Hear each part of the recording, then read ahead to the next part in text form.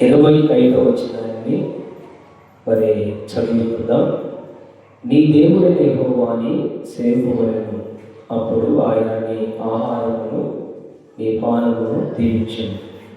నేను నీ మధ్య నుండి రోగము తొలగించెదను, కడుపు దిగబడిందియు గొడ్డదియు నీ దేశంలో ఉండదు, నీ దినములు లెక్క సంపూర్తి చేసేదను. నన్ను బట్టి మనుషులు నీకు భయపడినట్లు చేసేదను. నీవు పోవు సర్వదేశం వారిని ఓడిగొట్టి నీ సమస్త శత్రువు మీద నుండి పారిపోయినట్లు చేసేదను. దేవునికి స్తోత్రం. ప్రభునందు ప్రియమైన వాళ్ళగా దేవుడి మాటలు మనతో మాట్లాడుతున్నాక దేవుని శబ్దం హల్లెలూయా, శబ్దం హల్లెలూయా. దేవుని వాక్యం ఏమంటుందంటే, దేవుడు మోషేతో మాట్లాడుతూ ఉన్నాడు. మోషే, నా ప్రజలకు చెప్పు, నా ప్రజలు నన్ను సేవించాలి. సేవించాలి అనగా ఆరాధన చేయాలి. దేవుణ్ణి ఎవరైతే ఆరాధన చేస్తారో వాళ్ళు జరిగే మేలు లేని వాళ్ళు అనేది ఇక్కడ రాయబడి ఉంది. దేవుణ్ణి ఎవరైతే ఆరాధన చేస్తారో వాళ్ళకి ఏం జరుగుతుంది? దేవుడు ఎందుకు పదే పదే మాట చెప్పాడు? ఇశ్రాయేలుతో పదే పదే చెప్పాడు, 6 దినాలు పనిచేయండి, 7వ దినమున నీ దేవుని దినమని, నీ దేవుని ఆరాధించాలని పదే పదే మాట్లాడుతూ వస్తూ ఉన్నాడు. కాబట్టి ఇక్కడ ఏమంటాడంటే, నీ దేవుని యెహోవాను సేవించవలెను, అనగా సేవించవలెను అంటే ఆరాధన చేయాలి. ఆరాధన చేసే దినము ఏ దినం అంటే పరిశుద్ధమైన దినము, అదే పునరుత్థాన దినము. ఎవరైతే దేవుణ్ణి ఆరాధనకు వస్తారో, దేవుణ్ణి మహిమపరుస్తారో, ఎవరైతే దేవుని ఆరాధన చేస్తారో, ప్రార్థనకు వస్తారో, ఆదివారం ఖచ్చితంగా ఆరాధనకు వచ్చే వారి జీవితాల్లో జరిగే మేలు ఏమిటంటే అక్కడ రాయబడింది. దేవుని ఎప్పుడైతే మనం ఆరాధన చేస్తామో అప్పుడు జరుగుతున్న మేలు ఏంటంటే, అప్పుడు ఆయన నీ ఆహారమును నీ పానమును దీవిస్తాడు. కాబట్టి నీకు ఆహారం సమృద్ధిగా లభిస్తుంది. నీ యొక్క పానము అనగా నీ ఇల్లు ఆయన దీవిస్తాడు. నీకు కరువు ఉండదు. మొట్టమొదటిగా నీకు ఆశీర్వాదం ఏంటంటే కరువు ఉండదు. ఆదివారం ఖచ్చితంగా ఆరాధనకు వస్తే ఏముండదు చెప్పండి? కరువు నీకు ఉండదు. ఏముండదు? కరువు ఉండదు.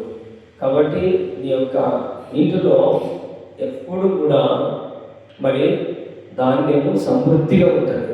ఎప్పుడు ఉంటుంది చెప్పాలి? ఎప్పుడు ఉంటుంది? మన ఇంట్లో ధాన్యం ఎక్కువ ఉండాలంటే, బియ్యం ఎక్కువ ఉండాలంటే, బ్యాలు ఎక్కువ ఉండాలంటే, నూనె ఎక్కువ ఉండాలంటే, ఇంటిలో కొదువులు ఎక్కువ ఉండాలంటే ఏం చేయాలంట? దేవుడు ఏం చెప్పాడు? ఆదివారము ఎక్కడ కనబడాలంట? దేవుని మందిరంలో మనం కనబడితే నీ ఇంటిలో నూనె ఉంటుంది, నీ ఇంటిలో కందిపప్పు ఉంటుంది, శనగపప్పు ఉంటుంది, బియ్యం ఉంటాయి, సబ్బులు ఉంటాయి, అన్ని కొదువులు ఉంటాయి. నువ్వు ఆదివారం ఆరాధన రాకోకుండా, ఆదివారం నువ్వు మందిరానికి రాకోకుండా, నువ్వు ఆదివారము ఎక్కడ పడితే అక్కడ వెళ్ళిపోతే నీకేమొస్తుందంట? మొట్టమొదటిగా కరువు వస్తుంది. ఎందుకంటే దేవుడు అన్నాడు కదా, 6 దినాలు పని చేయాలి. 6 దినాలు పని చేసుకొని 7వ దినం ఎవరిది? దేవుడి దినం. అది దేవుడికి ఇవ్వాలి. మనం 7వ దినం దేవుడి దినాన్ని మనం దేవునికి ఇవ్వకుండా మనం ఏం చేసినా మనం అభివృద్ధి చెందము. మన చేతుల కష్టం మనం అనుభవించలేము. మనం చేస్తున్న చేతుల కష్టం మనం అనుభవించాలంటే ఖచ్చితంగా మనం ఏం చేయాలంటే ఆదివారము మందిరానికి వెళ్ళాలి. అక్కడ రాయబడిన చూడండి ఒకసారి, అదే అధ్యాయం, నిర్మాకాండం 23వ అధ్యాయం 25 వచనం. నీ దేవుడైన యెహోవాను సేవింపవలెను అంటే ఆరాధన చేయాలి. నీవు ఎప్పుడైతే ఆదివారం ఆరాధనకు పోతావో అప్పుడు ఆయన నీ ఆహారమును నీ పానమును దీవిస్తాడు. నీ ఆహారం దీవించబడాలంటే, నీ గంపలో పిండి దీవించబడాలంటే, నీ బుడ్డిలో నూనె దీవించబడాలంటే, నీకు సమృద్ధి ఆహారం కావాలంటే మొట్టమొదటిగా నువ్వు ఆదివారం ఆరాధనకు రావాలి.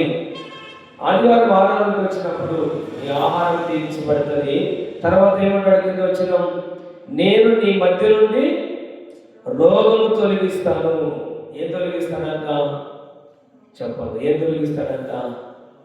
రోగాలు పోవాలంటే, వ్యాధులు బాగు కావాలంటే, డాక్టర్ దగ్గరికి వద్దా, హాస్పిటల్కి వద్దా అంటే వెళ్ళాలి. డాక్టర్ని చూపించుకోవాలి. దేవుని వాక్యం ఉంటుంది కదా, డాక్టర్ని కూడా దేవుడే పుట్టించాడు. వైద్యం అవసరం ఈరోజు మానవునికి. చూపించుకోవాలి, వైద్యాన్ని చూపించుకోవాలి. కానీ నీ రోగాన్ని బాగు చేయాలంటే దేవుని మీద నువ్వు కూడా ఆధార పడాలి. దేవుని మందిరానికి నువ్వు ఆదివారం వచ్చి నువ్వు ప్రార్థన చేయించుకుంటే నీ రోగాన్ని ఖచ్చితంగా దేవుడు ఏం చేస్తాడంట, బాగు చేసుకుంటూ వస్తాడు. నువ్వు మందిరంలో ప్రార్థన చేస్తే ఆయన బాగు చేస్తాడు. ఎందుకు బైబిల్ గ్రంథంలో హిజ్కియా రాజుకి ఏ రోగం వచ్చింది చెప్పండి? మరణకరమైన రోగం వచ్చింది. అది కుదరని రోగం, డాక్టర్లు కూడా బాగు చేయలేని రోగం. బహుశా క్యాన్సర్ పుండు వచ్చింది అంటారు శాస్త్రవేత్తలు. ఆ క్యాన్సర్ పుండు ఆ రోజుల్లో మందులు లేవు దానికి. ఎంత చూపించుకున్నా బాగా కాలేదు. చివరికి ఆయన ఏడుస్తూ పడుకున్నాడు. అప్పుడు తన దగ్గర ప్రవక్త వచ్చాడు, యెషయా ప్రవక్త వచ్చి చెప్పాడయ్యా, నీవు చనిపోతావు, మరణిస్తావు, బాగుపడవు, కాబట్టి నీ ఇల్లు చక్కబెట్టుకో అన్నాడు. మరి ఇప్పుడు ఆయన ప్రవక్త ఏం చేయాలో చెప్పండి? ఆ మాట చెప్పి తాను తిరిగి వెళ్ళిపోతున్నప్పుడు మరి హిజ్కియా రాజు ఏం చేశాడంటే, మరి తన కుమారుని తన బంధువులందరూ పిలిచి ఇల్లు చక్కబెట్టుకుని ప్లాన్ చేయలేదు.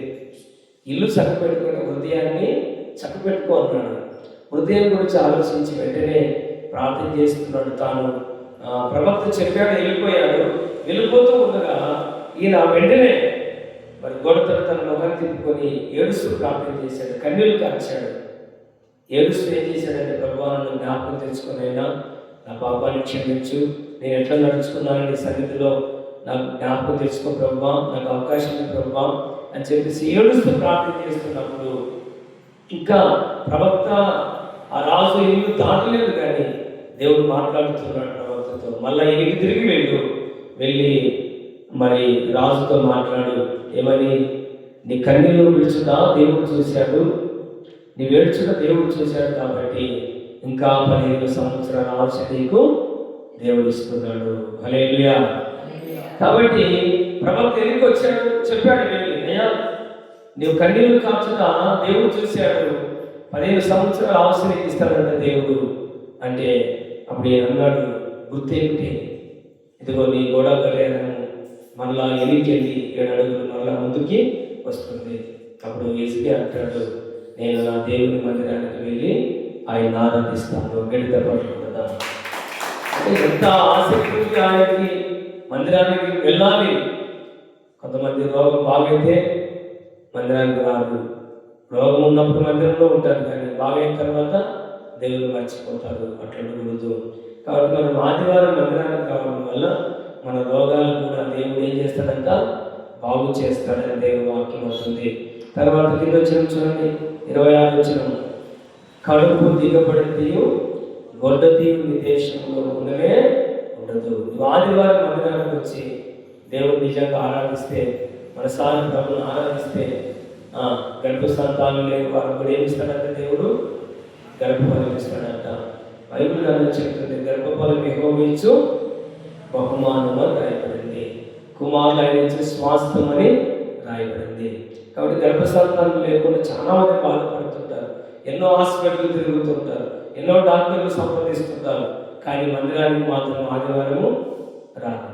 నువ్వు క్రమం తప్పుకోకుండా ఆదివారం మందిరానికి వచ్చి ఒకవేళ దేవుడిని ప్రార్థన చేస్తే దేవుడు మరి ఏం చేస్తాడంటే గర్భసంతానం నీకు ఇస్తాడు. అన్న అదే చేసింది కదా, ప్రార్థన చేసింది అన్న.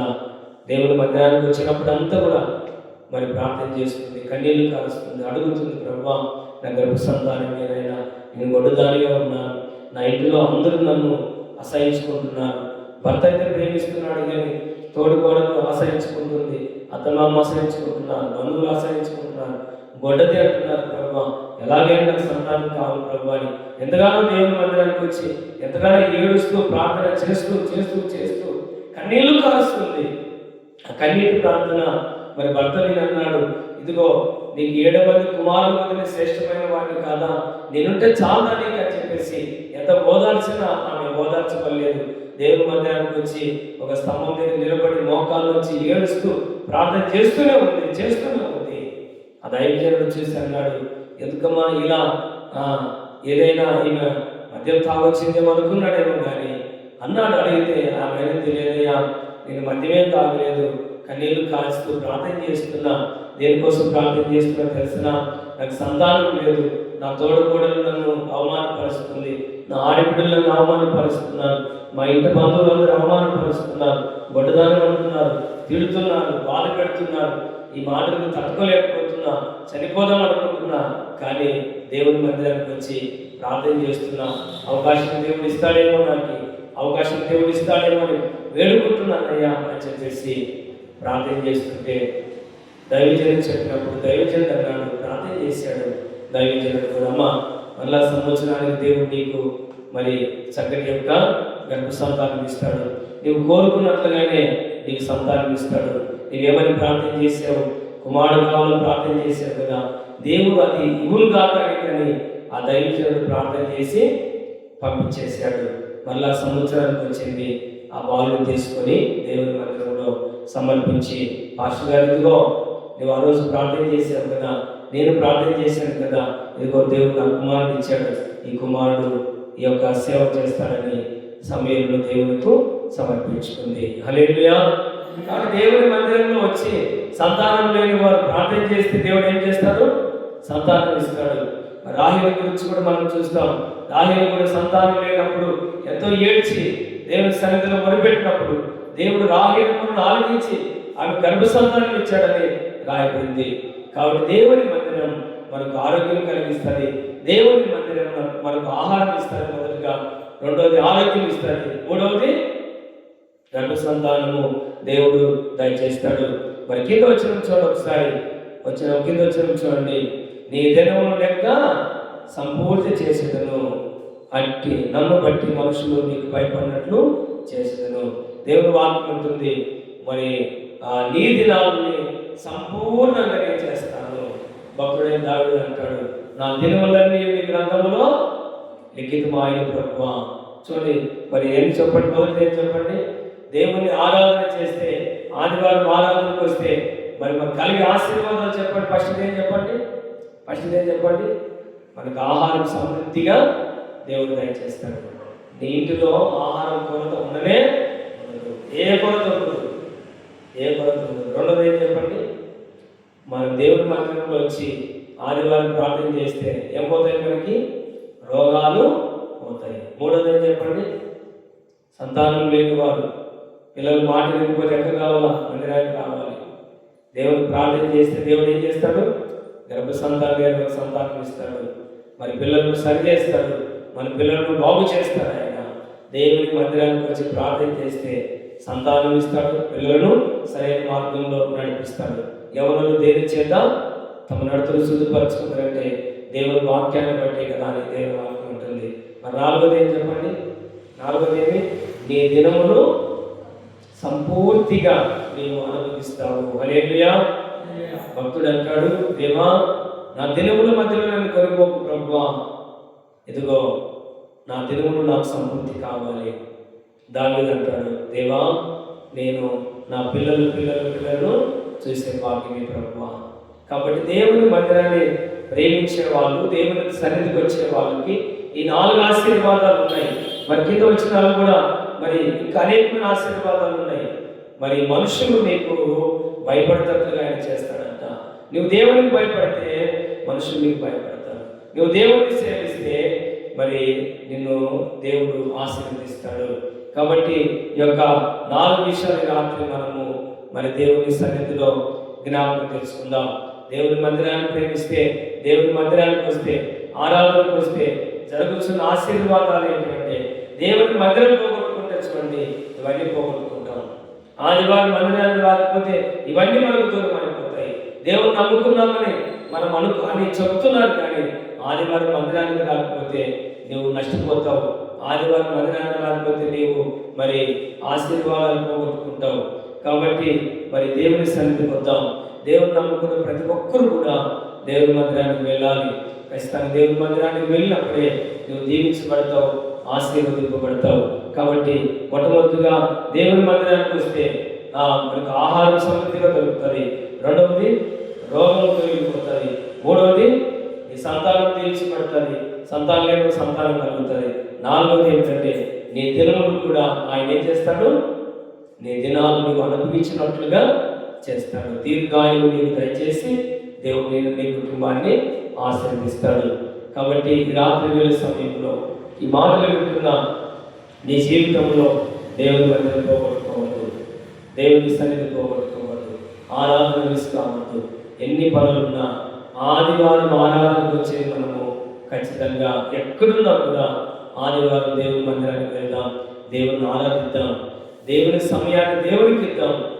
మరి దేవుని సమయాన్ని దేవునికి ఇచ్చి దేవుని ఆశీర్వాదం పొందుకుందాం. విన్న మీ అందరికీ అట్టి కృప దేవుడు దయచేయగాక. ప్రార్థన చేసుకుందాం, తలవంచుకొని మూసుకుందాం. పరిశుద్ధమైన తండ్రి నీకు వందనాలు. విన్న ప్రతి కుటుంబాన్ని దీవించండి అయ్యా. మేము దేవుడు నమ్ముకున్నామని చెబుతూ ఉన్నారు కానీ దేవుని మందిరానికి రాకపోతే, ఆదివారం రాకపోతేనైనా ఎన్నో ఆశీర్వాదాలు పోగొట్టుకుంటారు. ఆయన ఆహారం లేక బాధపడతారు, రోగాలతో బాధపడతారు అయ్యా, సంతానం లేక బాధపడతారు, పిల్లలు మాట వినరు ప్రభా అయ్యా. దినములు సంపూర్తిగా ఆశీర్వదకరంగా అయ్యా మారాలంటే దేవుని మందిరానికి రావాలని, దేవుని సేవించాలని, ఆరాధించాలని మీరు మాట్లాడినందుకు కృతజ్ఞతాస్తుతులు చెల్లిస్తున్నా. వచ్చిన మా అందరి కట్టి అనుభవంలోకి తీసుకోండి, బయట ఉన్న వారి కట్టి అనుభవంలోకి తీసుకుంటామని ఈ వాక్యాన్ని దీవించి వారి జీవితాల్లో దేవుని మందిరం ఎంతో ప్రాముఖ్యమైనది తెలుసుకోవాలి. ఆదివారం ప్రాముఖ్యమైనది తెలుసుకొని ప్రతి ఆదివారం నిమిడులు నీ సన్నిధికి వచ్చే భాగ్యం ఇవ్వమని విన్న మమ్మల్ని అందరూ దీవించమని సమస్త ఘనత మహిమ ప్రభావాలు మీకు అర్పించుకుంటూ నీ కుమారుడు మా ప్రభువైన యేసుక్రీస్తు వారి యొక్క నామమున స్తోత్రం చెల్లించి ప్రార్థన చేసి అది వినయంతో బతిమాలడుగుతున్నా ప్రేమ తండ్రి. ఆమేన్, ఆమేన్. మంచి దేవునికి స్తోత్రం. అందరికీ వందనాలు. ప్రతి ఆదివారం దేవుని సన్నిధికి వద్దాం. దేవుని సన్నిధిలో దేవుడి శాసనాలు